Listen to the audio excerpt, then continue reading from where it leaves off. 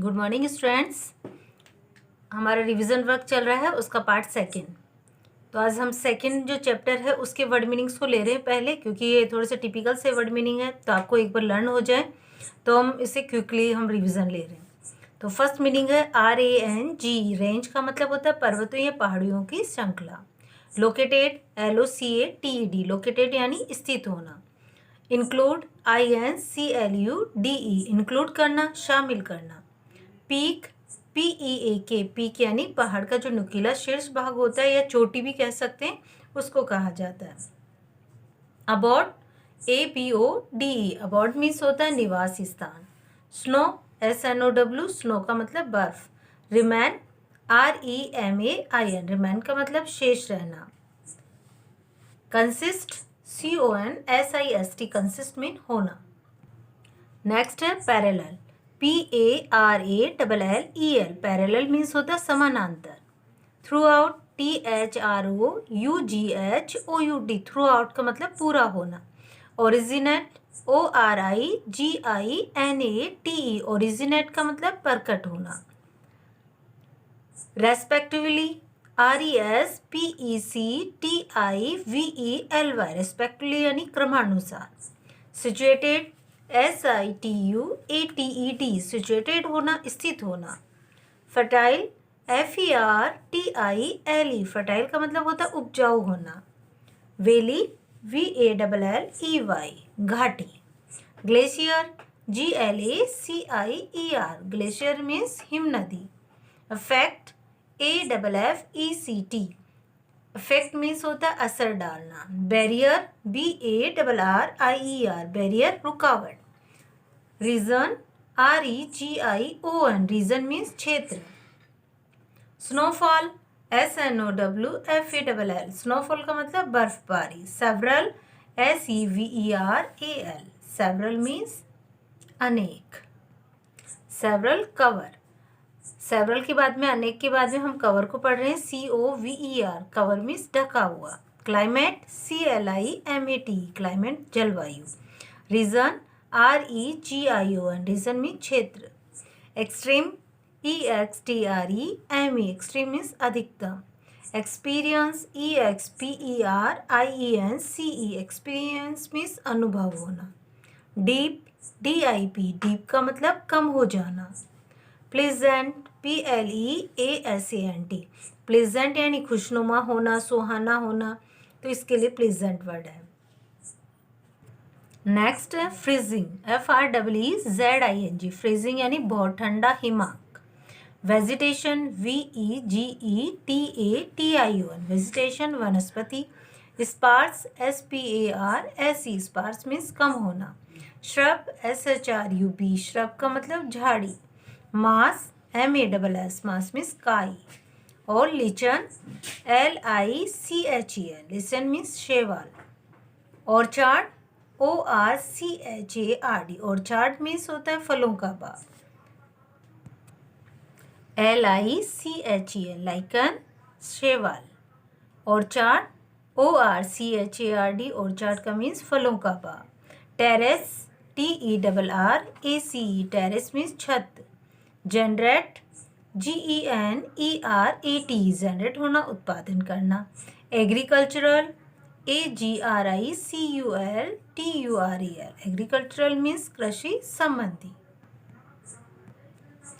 हाँ, tick the correct answer. First, the range is the highest mountain range in the world. Karakoram north eastern, ये हिमालय, तो हिमालय है इसका। A row of mountain is called a pass, peak, range, तो इसे क्या कहते हैं हम? रेंज कहते हैं। Is the highest peak in the world, mount Everest है, K2 है, ये नंदा देवी है, तो कौन सा हाईएस्ट पीक? माउंट एवरेस्ट है। Is a famous hill station of the middle Himalaya range, Manali. Okay, तो फेमस हिल स्टेशन कौन है मिडल हिमालय रेंज का? मनाली है। The foothills of the outer Himalaya is known as bhangar, khadar, Terai, तो तेराई। ओके स्टूडेंट, बी है write, true और false. First, mount Godwin Austen is the second largest peak in the world. Yes, तो Godwin Austen जो क्या है? Second largest peak है, तो true है। Second, the word Himalaya means abode of water, no it's false. क्या है? अबोर्ड ऑफ स्नो है हिमालय का मतलब, तो यहाँ पे क्या है, ये वाटर जो लिखा हुआ फॉल्स है। Third, the middle Himalayan range is also known as the Himachal. जो मध्य हिमालय रेंज है वो हिमाचल के नाम से जानी जाती है। Yes, true. Zojila is an important pass in the Himalayas. Yes, true. The word la means valley, false. Six है, many orchard of apples, plums, peaches, pears, cherries and almonds are situated in the greater Himalayas.